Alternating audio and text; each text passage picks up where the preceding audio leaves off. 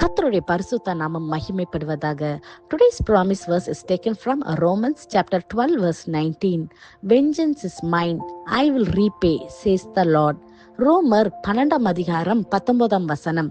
பழி வாங்குதல் எனக்குரியது, நானே பதில் செய்வேன் என்று கர்த்தர் சொல்கிறார். Have you been betrayed by someone? Maybe they have hurt you deeply and you can't forget the feeling of anger and bitterness. நீங்கள் அதிகமாய் நம்பியிருந்த ஒருவரால் ஏமாற்றப்பட்டிருக்கிறீர்களா? அவர்கள் உங்களை ஆழமாக காயப்படுத்தியிருக்கலாம். உங்கள் கோபத்தையும் கசப்பையும் நீங்கள் மறக்க முடியாமல் கஷ்டப்பட்டு கொண்டிருக்கிறீங்களா? இந்த நாளிலே தேவன் கொடுக்கின்ற நம்பிக்கையின் வாக்குத்தத்தத்தின் மூலமாக அவர் சொல்லுகிறார், பழி வாங்குதல் எனக்குரியது, நானே பதில் செய்வேன் என்று.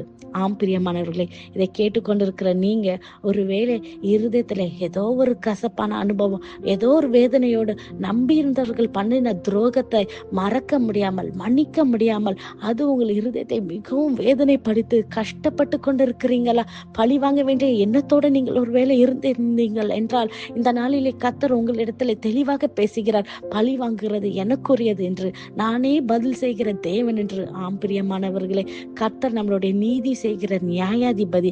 அவர் உங்களுக்காகவும் எனக்காகவும் நியாயம் செய்ய இந்த நாளிலே அவர் வல்லவராய் இருக்கிறார். இதை நீங்கள் விசுவாசிக்கிறீங்களா? அநேக வேளையிலே பிறர் நமக்கு செய்த துரோகத்தை நமக்கு அது மன்னிக்க முடியாதபடி இருதயத்துல ஒரு ஆழமான காயமாக நம்மளை ஒவ்வொரு நாளும் அந்த காயம் நம்மளை உருக்கி கொண்டிருக்கிறது. நம்ம சரீரத்தை அதை பாதித்து விடுகிறது. நம்மளுடைய சூழ்நிலைகள் நம்ம குடும்பத்தையும் அதை பாதித்து நம்மளை செயல்பட விடாதபடி அந்த காயம் நம்மளை மாற்றுகிறது. இந்த நாளிலே அந்த காயமான வாழ்க்கையில நீங்கள் வாழ வேண்டும் என்று நினைக்கிறீர்களா? அல்லது இந்த காயத்தை விட்டு இதை எல்லாவற்றிலிருந்து வெளிவந்து எப்படி நான் ஹீல் ஆகி நான் முன்னேறி செல்ல வேண்டும் என்று பார்த்து கொண்டிருக்கிறீங்களா? இந்த நாளிலே forgiveness will set you free. நீங்கள் கர்த்தருடைய கரத்துல நீங்கள் ஒப்பு கொடுக்கும் பொழுது அவரே நியாயம் செய்கிற நியாயாதிபதி. பழி வாங்குறது கர்த்தருடையது என்று நீங்கள் அவருடைய கரத்துல கொடுக்கும் பொழுது நிச்சயமாகவே உங்களுக்குள்ள அந்த ஹீலிங் ப்ராசஸ் ஸ்டார்ட் ஆயிரும். நீங்கள் ஆறுதல் அடைவீர்கள். நிச்சயமாகவே கர்த்தரால் மாத்திரம் உங்களை ஆறுதல் செய்ய முடியும். கர்த்தரால இயேசு கிறிஸ்து கூட அவர் விசுவாசித்த இயேசு கிறிஸ்து கூட நம் வேதத்துல பார்க்கும் பொழுது அவர் நம்பியிருந்த ஒரு சீஷனால அவர் என்ன செய்யப்படுகிறார்? மறுதளிக்கப்படுகிறார்.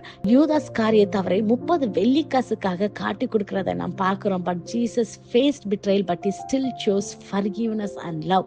கிறிஸ்து இயேசு அவரை மன்னித்து அவரை நேசித்தார் என்று நாம் பார்க்கிறோம் அல்லவா? இந்த நாளிலும் நாமளும் கிறிஸ்துவை பிரதிபலிக்கிறவர்களாக கிறிஸ்தவர்களாக நாம் இருக்கும் பொழுது நிச்சயமாகவே நாம் கிறிஸ்துவை போல நாமளும் மன்னிக்கும் பொழுது, நாமளும் நேசிக்கும் பொழுது, அன்பு செலுத்தும் பொழுது, நம்மளை விரோதமாய் எழும்பினவர்களை, நம்மளை காயப்படுத்தினவர்களுக்கு நாம் அவர்கள் தீமை செய்யும் பொழுது நாம் நன்மை செய்யும் பொழுது நிச்சயமாகவே கர்த்தர் நமக்காக பதில் தருவார். பிரியமானவர்களே, நிச்சயமாகவே அவர் பழி வாங்குறது அவருக்குரியது. வெஞ்சன்ஸ் இஸ் மைன் என்று கர்த்தர் தெளிவாக பேசுகிறார். பிரியமானவர்களே, நம் கர்த்தருடைய கரத்துல கொடுப்போம். நம் யோசேப்பின் வாழ்க்கையில பார்க்கும்போது கூட அவர்கள் சகோதரர்களாக அவருக்கு எவ்வளவு துன்பத்தை அவர் அனுபவித்தார். யோசேப்பை நீங்கள் வாழ்க்கையை பார்க்கும் பொழுது அவர் குழியிலே தள்ளப்பட்டார். அவர் போட்டிருந்த அந்த பலவர்ண அங்கேயே கூட அவர்கள் எல்லாம் கழட்டி விட்டு அவரை திருப்பி ஒரு ஸ்லேவாக விற்கப்படுகிறார். 20 வெள்ளிக்காசுக்கு அவரை விற்கப்படுகிறார்.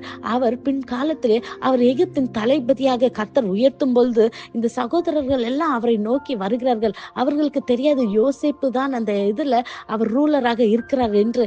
ஆனால் யோசேப்பு என்ன செய்தார்? அவருடைய சகோதரர்கள் எல்லாம் பார்த்து அவர் பழி வாங்கவில்லை. பிரியமானவர்களே, அவர் அவர்களை மன்னித்து அவர்களை ஆசீர்வதித்து அவர்களுக்கு வேண்டிய எல்லாவற்றையும் செய்தார் என்று நாம் பார்க்கிறோம் அல்லவா? இந்த நாளிலும் நம்ம கிறிஸ்துவை பிரதிபலிக்கும் பொழுது, நாம் மன்னிக்கும் பொழுது அவருடைய கிருபை நாம் பெற்றுக்கொள்கிறோம். பிரியமானவர்களே, பவுல் இந்த ரோமர் எழுதின நிருபத்திலே அவர் தெளிவாக சொல்லியிருக்கிறார், இந்த நாளிலே நீங்கள் இதை விசுவாசித்து செய்யும் பொழுது நிச்சயமாகவே உங்க வாழ்க்கையில ஒரு மாற்றத்தை நீங்க பார்ப்பீங்க. Today choose to trust in God's justice and his timings. Remember, forgiveness doesn't mean the other person gets a free pass. It means we have decided to let God handle the situation. Hold on to your God's word and he will set you free and guide you through the healing process.